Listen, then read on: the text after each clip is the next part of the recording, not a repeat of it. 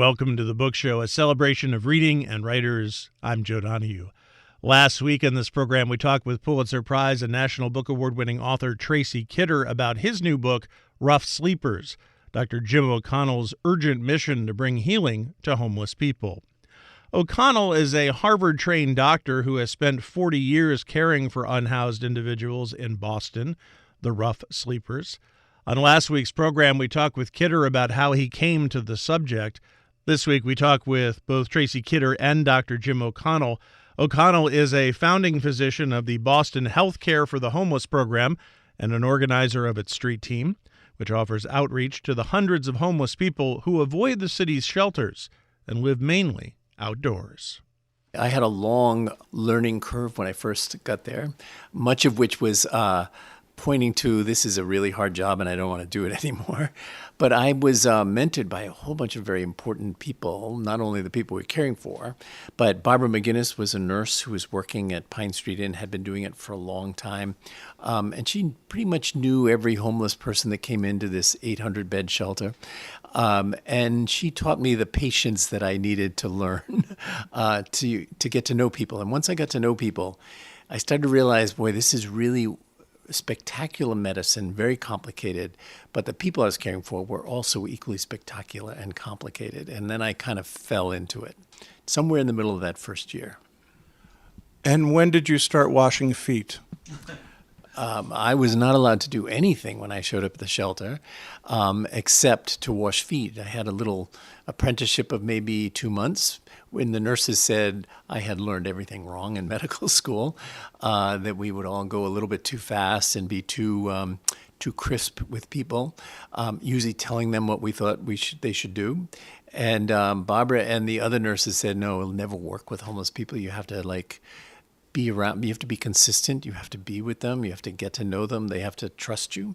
And so earning that trust involved doing several things, one of which the nurses always did which was to soak people's feet after they'd been walking around all day, standing in lines. They would invite them into the clinic, call them by name, invite them to have their feet soaked, and then they had me do that for 2 months, and I started to catch on that this is really powerful. I can remember thinking, by the way, I had just come from the intensive care unit at Mass General, where I thought I was pretty darn good at being a doctor, and getting to the shelter and being told right away that I had learned everything wrong and that I really needed to soak feet. So there was something about the contrast between, one day taking care of people who were really critically ill in the ICU and the next day soaking feet as my job at the shelter. But through that, you do learn the connection with people and empathy, right? Yeah, I think anyone I know who's spent time getting to know homeless folks can't help but empathize with the situation they're in. You begin to know, first of all, that most of these people have lived through awful trauma, blighted neighborhoods, poor schools, broken homes, foster care that was really difficult. And you start to realize that they were dealt a pretty tough hand in life. And then as you start to understand they're handling that situation with, in many ways, grace and courage and certainly resilience, despite the fact the first time you look at them, you think they might just are sitting on a street corner begging for money. When you started to come in and say, okay, this is what I'm going to do, when did you start to realize that there were techniques, there were things that you could do that could help the immediate problem that was before you? When I first arrived in the shelter, I was kind of horrified that I was about 6 blocks from the hospital where I trained, and I was looking at people who had maggots on their feet, who were infested with lice and scabies, and lots of other things that I had read about only in my textbooks I hadn't seen in the hospital. I'm thinking, wow, this is pretty complicated stuff, and we could do a lot for that. We could actually, soaking feet is a perfect example. We started to learn all the things that can go wrong with your feet when you've been walking around in shoes that don't fit and cold and wet, frostbite, immersion foot, all these things. And we could take care of a lot of that. So I was pretty much awash in trying to do things when I first arrived. And the goal was to get rid of all this acute illness and get to the world where we could probably start to prevent some of this or take care of the chronic diseases. It was also a learning curve for that. But in the beginning, it was an awful lot we had to do, dressings that we had to put on people's wounds and just take care of them, because most people had literally never seen a doctor. it was really difficult then for them to get to the hospital or clinics where they might be cared for. I'm curious, Tracy, of what you found in following Jim around and also looking at this problem of, as Jim says, there's anyone who works in that population has great empathy, but of what was different, perhaps, than the approach that was happening in Boston that he was working with as opposed to other places. You mean other places that Paul Farmer took me? You know, in some ways it wasn't very different at all. That's one of the shocking things that we had. I'm not sure if you can use this term anymore, the third world, but the third world was right there in front of us, right in front of me now all of a sudden in the shadows of Mass General, world's greatest hospital. I mean, it was really quite amazing. In both cases, too, there was something else that was going on that I realized and that I was taught by these doctors, which is that you can't just go out and treat people on park benches, you know, and say, okay, I've done a good job, no records or anything, just go home and feel you've done your job. You need a system and you need colleagues.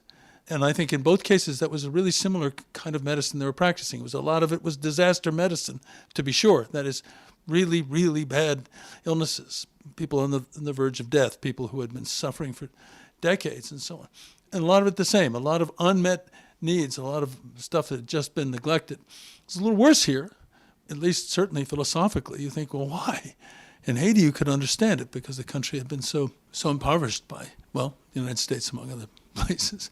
I think it was really similar, actually. And I think the kindness was right on the same level. It actually is very similar. Did you ever think, or do you ever think of it as third world like when you're out on the streets of Boston? Absolutely, I do. As Tracy was just talking then, I'm reminded I got to know Paul. Paul was a student when I was first working at Pine Street Inn, and he had come down as a student to talk to us about, we had a big outbreak of multi-drug tuberculosis, and he was fascinated by it. And it was pretty clear that this student was pretty extraordinary. And, you know, I think there's probably never been a doctor quite like Paul Farmer. But I used to be on a panel every once in a while with Paul, and he would introduce me as that poor doctor who never got more than a mile from medical school.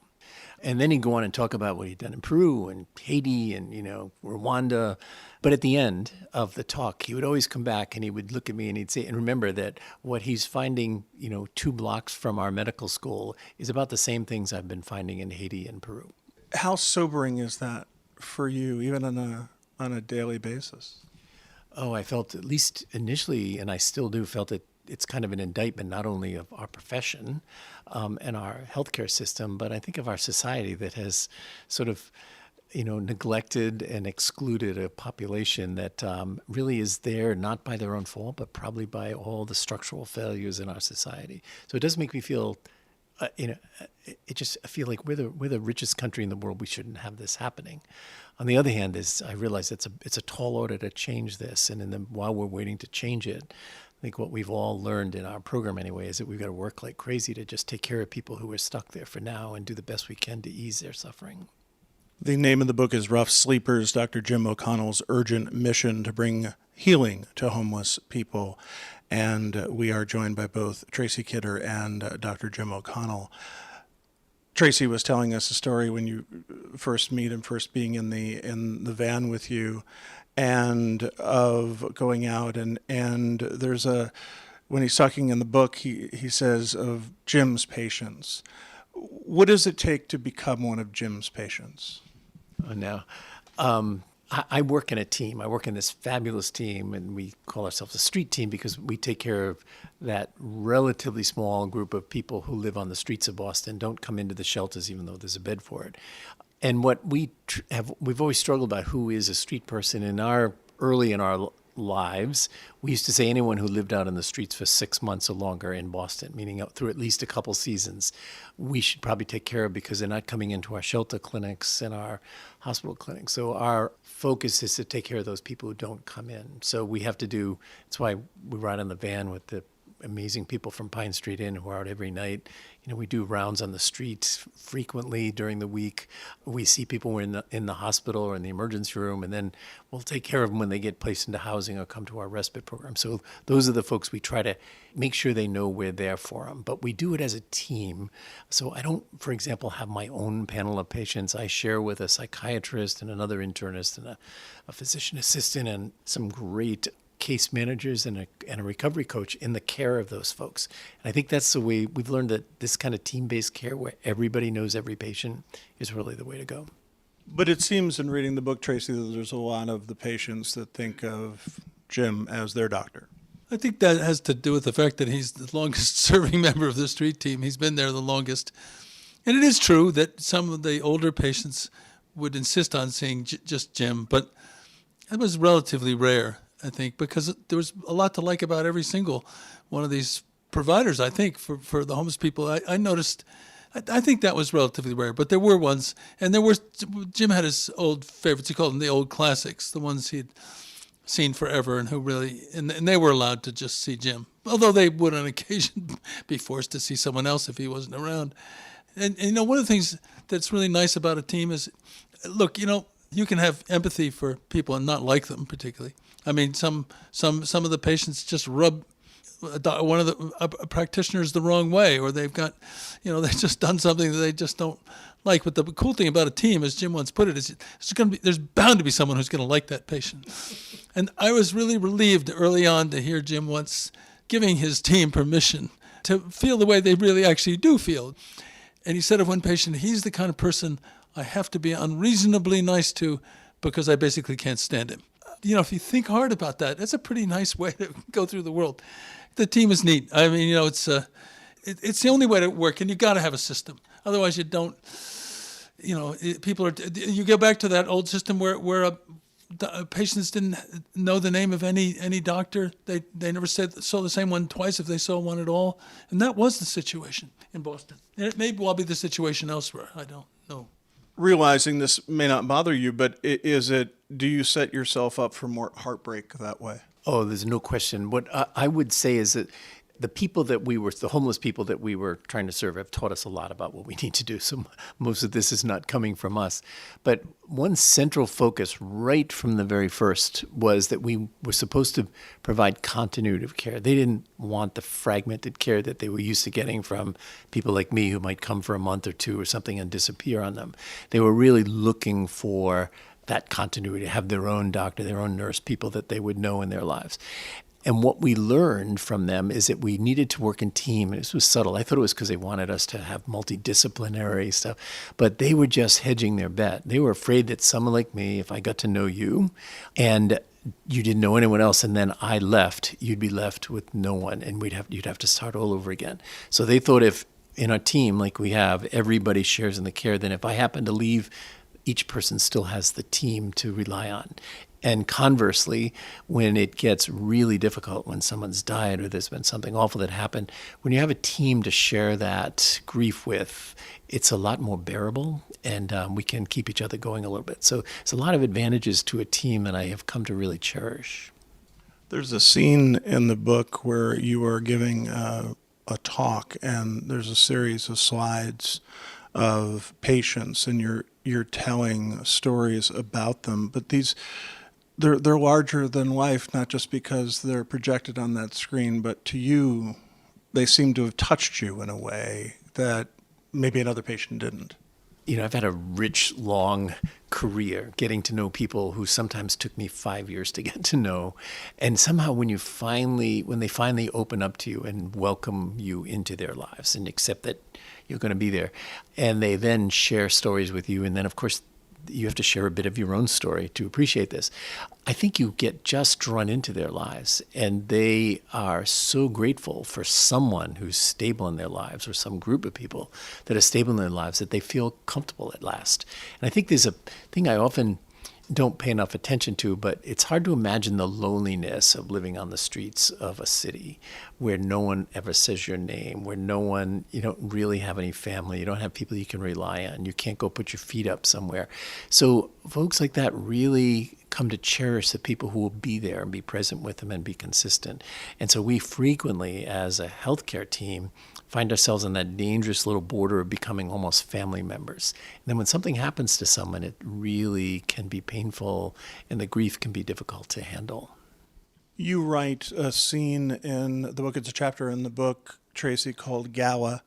And it is this gala that is for the organization, and it is a very big date on the social calendar in Boston, and you talk about the difficulty of saying, we appreciate everything you've done. This is amazing. We're going to continue our work, but by the way, this is what we need. One of the things that happens if you even, I think, to someone like Jim and almost anyone who works in this field, is people come to it and they're appalled and they want to know what's the solution.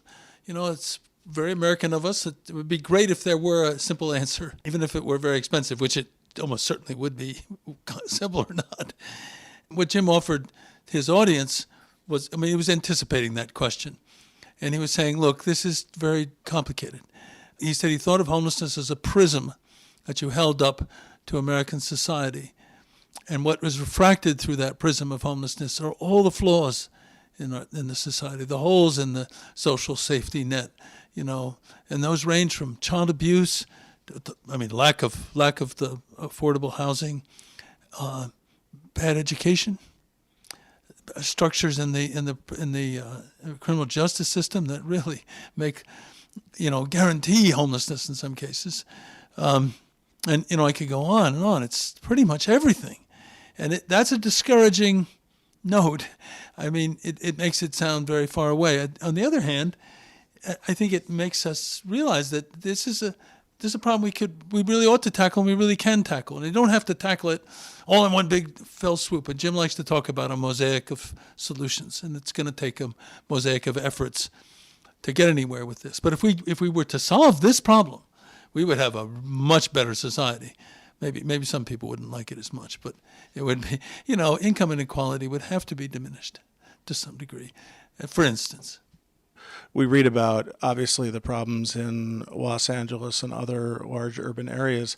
Do you think, okay, what we do here, this is what could perhaps help a bit in that part, not that it's not already being done, but to look at cities that are really having a huge problem and realizing what you've learned and how perhaps in some way that could be replicated?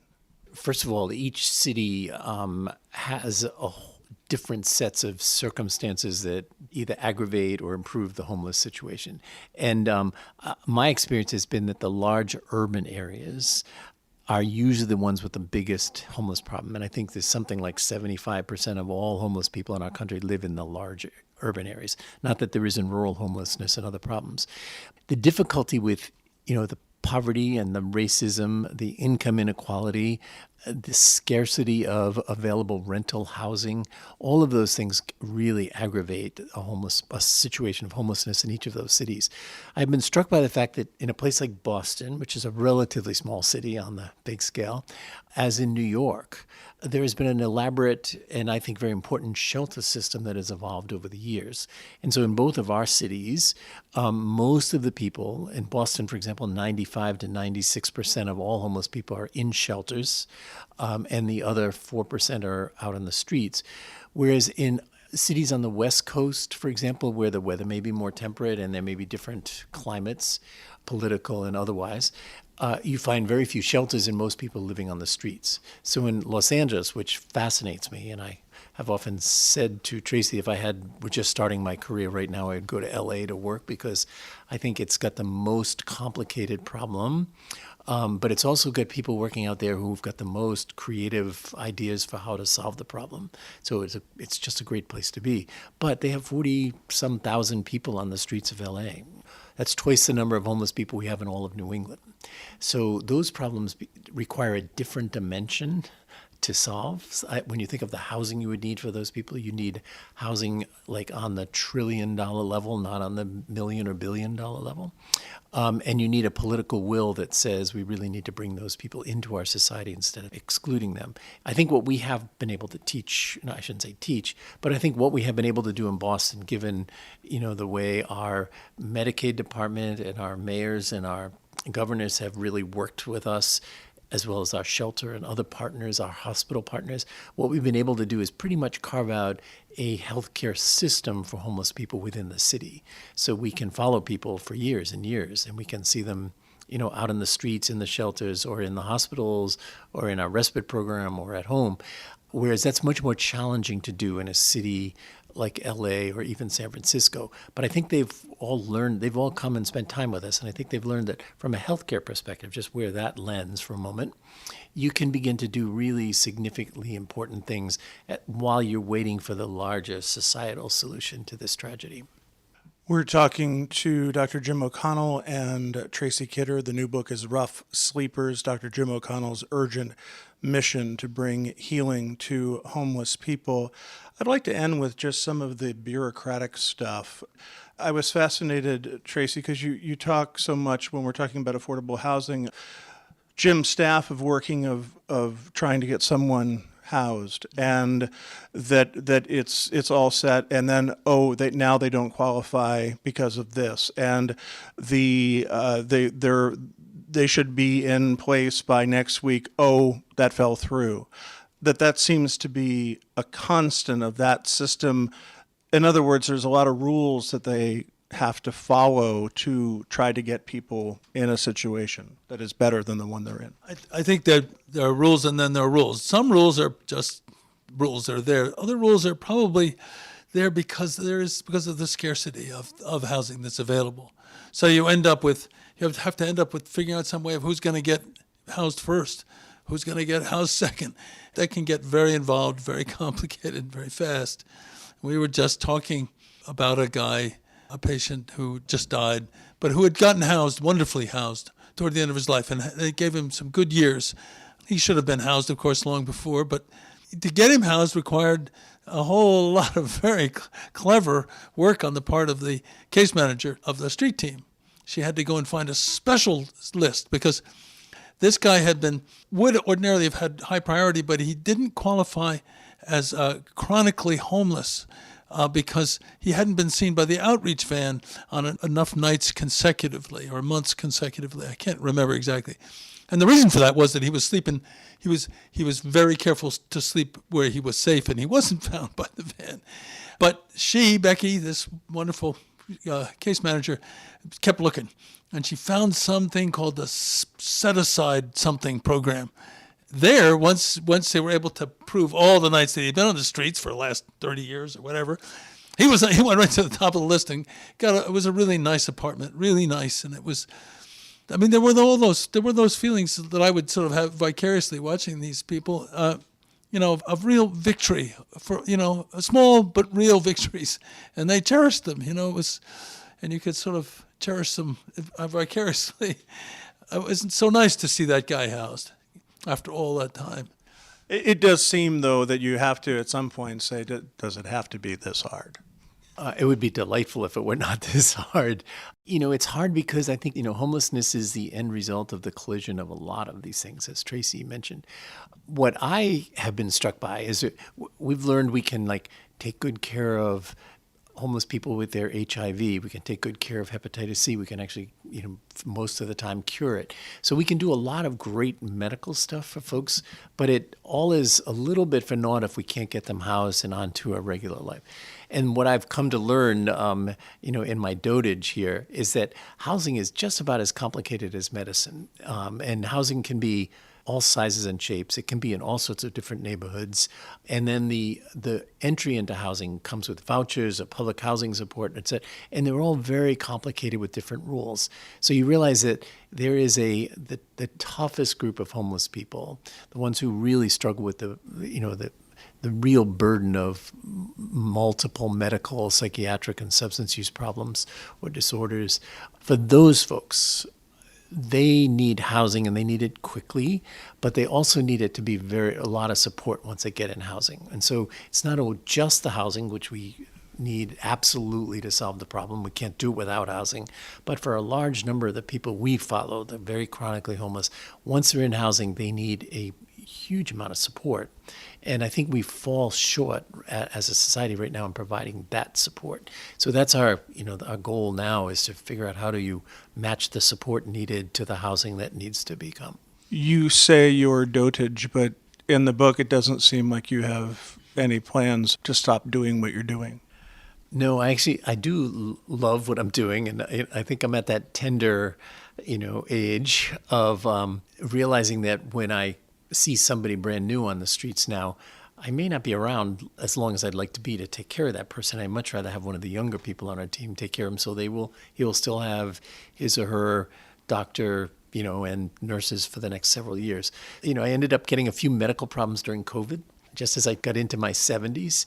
And I had to step back during COVID because I was on immunocompromising drugs. And it was the first time I had to, instead of running into the fire, I had to stay a little bit away from the fire. And, I could do administrative stuff and sort of help direct and pretend I was doing something good. But it was my first real experience with watching our program and the people I work with just do a phenomenal job without me, and I had become entirely redundant. So I think for the first time I had to step back enough to know that, one, the horror was they don't need me, and the joy was, wow, this is a time maybe to think about making sure others do. So I'm thinking seriously of just taking a back seat. I enjoy being a doctor, but I think I need to let the next generation take over. Were you fully aware of what it would be like to have your name on the front of a book that is a New York Times bestseller and is going to be front and center of every bookstore in the country? No, I can say no. Period. No, I feel squeamish, embarrassed. And I knew Paul Farmer well enough to know that Paul lives on a pantheon of his own, and all of us doctors kind of look up to him. So no, I sort of think what I do is kind of ordinary, and we're down in the trenches. And I think I would simply say that, having Tracy come and spend all that time with us, and all the time I was thinking, he's not going to want to write about this. It's pretty boring stuff. But now to see that on the book, it's not so much my name, but I'm thrilled for us as a program, and I hope for society what Tracy has done is gotten to know people over these years, and he tells their stories beautifully, and he gives you, I hope, a glimpse into what people really suffer through. Tracy Kidder's new book is Rough Sleepers, Dr. Jim O'Connell's urgent mission to bring healing to homeless people. It is published by Random House. We enjoy hearing from our listeners about our shows. You can email us at book@wamc.org. You can listen again to this or find past book shows via podcast or at wamc.org. Sarah LeDuc produces our program. Bookmark us for next week.